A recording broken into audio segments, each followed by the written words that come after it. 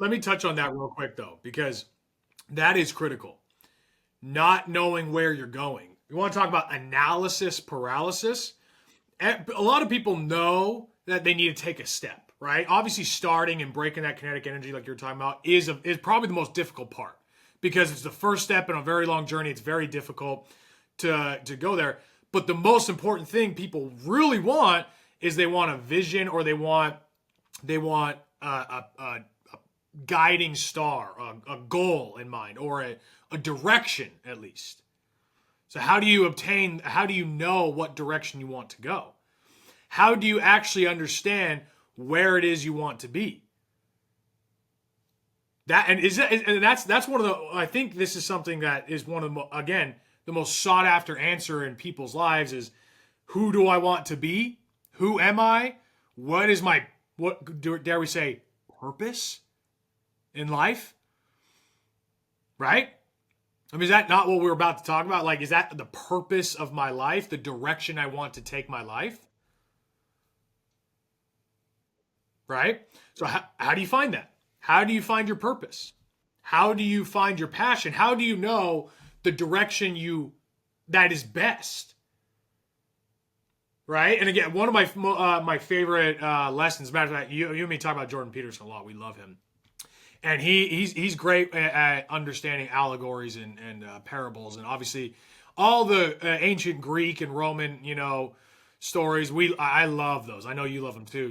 The stories of, Hercules and or whatever ancient Greek story there are. Those are obviously parables, right? One of my favorite parables is actually, I believe it was Perseus, Perseus in the labyrinth. The infinite labyrinth, the labyrinth that was created by the gods. That was absolutely interchanging, constantly, adapting. The labyrinth that was impossible to get through. The labyrinth that also contained the Minotaur, all these incredible, dangers around every corner. It seemed this impossible task to navigate the labyrinth to the other side, because if you get to the other side, at the other side of the labyrinth was what? It was actually deity, right? To become God, to become a god, right, or to achieve everlasting life in this parable was to reach the other side of the labyrinth. So many attempted to seek their way through the labyrinth and were destroyed in the process. And so Perseus, in the story, he had to, go through this labyrinth in order to, I believe it was actually to save someone else's life, and he didn't know how to get through it. And I believe, if I'm remembering the story correctly, he spoke with the goddess Athena, who gave him something called a golden thread. This golden thread, she said, basically roll out in front of you and it will point you the way. And as long as you stay on that golden thread, it will guide you through the impossible, infinite, ever-changing labyrinth or maze to the other side, to the side of light and guess what? Deity or eternal life. Kind of an interesting parable, right? Interesting parable. How do you navigate the infinite choices of life? How do you navigate the infinite choices? Because are you presented in your life with the freedom to choose your life, to choose any direction? You could choose any direction you want, and it's within your power to choose it. But that also comes with pre-known dangers. You know that there are dangers around every corner. You know that whatever you choose with your life is going to lead one way or the other. You just don't know how to navigate it. So how do you find the golden thread? How do you find that leading path, what we call the golden path, your purpose in life that will lead you through the infinite possibilities of your life? It's pretty simple. Your passion is your golden thread. This is when people talk about, all your passions in life. This is something that is so deep in understanding. People really just throw this out there like, oh, I like painting. That's my passion. No. Yeah, you like painting. I get that. Okay, cool. All right, that's your passion. Okay. Your passion is directly connected. It was given to you for a reason.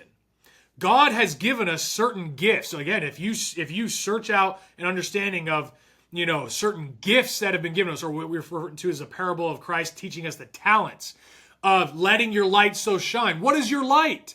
What is your gifts? Why were those gifts given to you? Because it's the guiding path that is connected to your purpose, to the path that God foreordained you to walk in this life. What you were initiated into. Before you came to this earth, you were given a path. You were given gifts.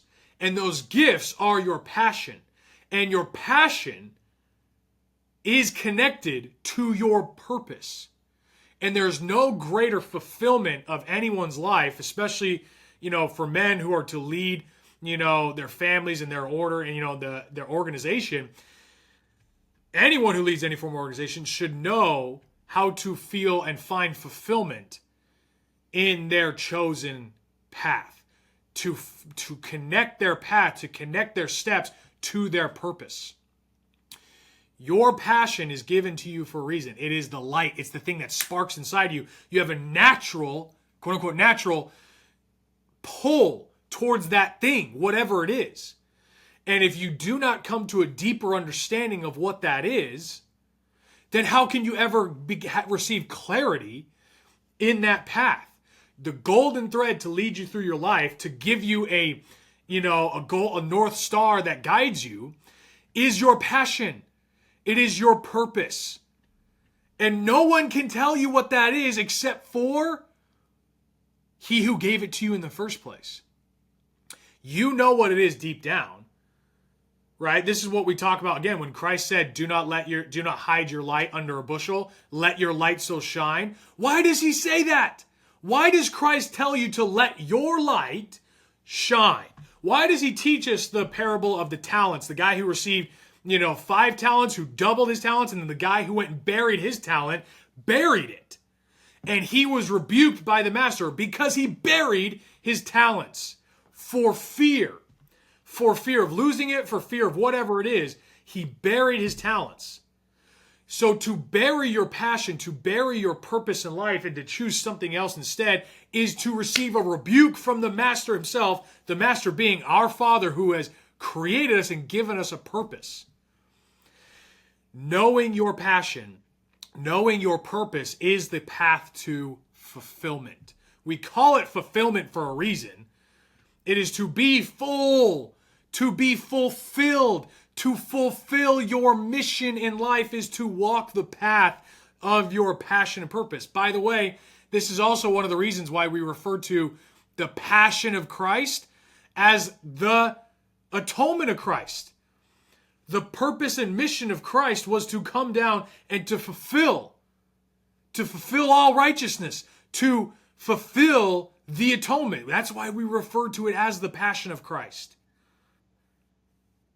The passion and purpose in life is your mission. Now, is that exactly detailed on how that's supposed to, be walked? No, that is up to you to choose how you bring about that mission.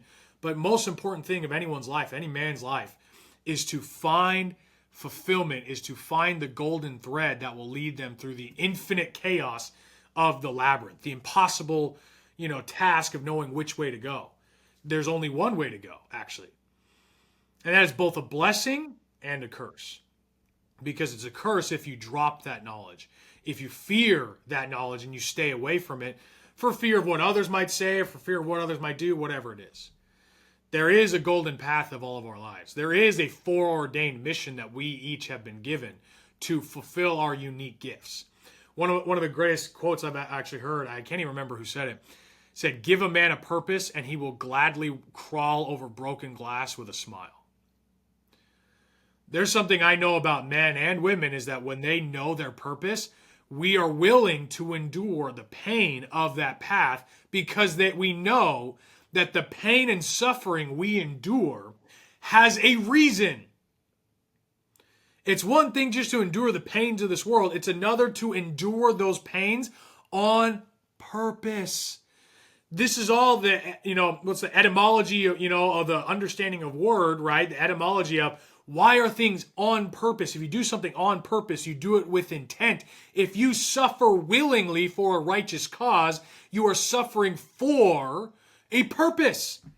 This is the difference of suffering with no benefit and suffering in something that we have offered up for God, offered up for a greater cause, for something greater and higher than ourselves, to serve something greater than ourselves, to sacrifice, to offer our pains and suffering as a price. That is sacrifice. That is consecration of our pain, of our suffering, of our effort. People always talk about, like, I don't feel like I have purpose in life, or what, where's my life going? Or I want to find, or how do I change my mentality? How do I change all these questions that everyone has? It stems from one simple knowledge. Do you know who you are? Do you know why you've been put on this earth? Do you know your Father who created you and the gifts he gave you? Do you know those things? Deep down, every one of us know, but it is our duty to seek after the greatest knowledge of all, to know who you are and to know your purpose in this life. Don't let anyone tell you that you don't have a purpose in life. That you just get to choose whatever you want. No. Technically, yes, you do get to choose whatever you want, but there's only one path that you can choose that will lead you to, what is the parable? Salvation? That will lead you to fulfillment, joy, light, all of these things. So if someone's, sitting there and how do I change my mentality? How do I know? It comes down to your purpose and your passion. It was given to you for a reason, and it is your duty to find that, to clarify it, and to give everything in service to that thing, because that is your greatest and highest form of service to your God, to something greater than yourself. To give yourself in service. That's ultimately the purpose of life. Again, we're having very deep conversation here because, and I know I'm talking a lot. Obviously, I want you to chime in here, but it's like, is there any more important thing for someone to know? Is there any more important thing that will then guide them and give them a compass, so to speak, for the rest of their life? I want to talk about bringing clarity, right? Removing the darkness from your eyes and receiving clarity on the iron rod, the thing that guides us to, the tree of life, the thing that guides us to where we're supposed to be. It comes down to this.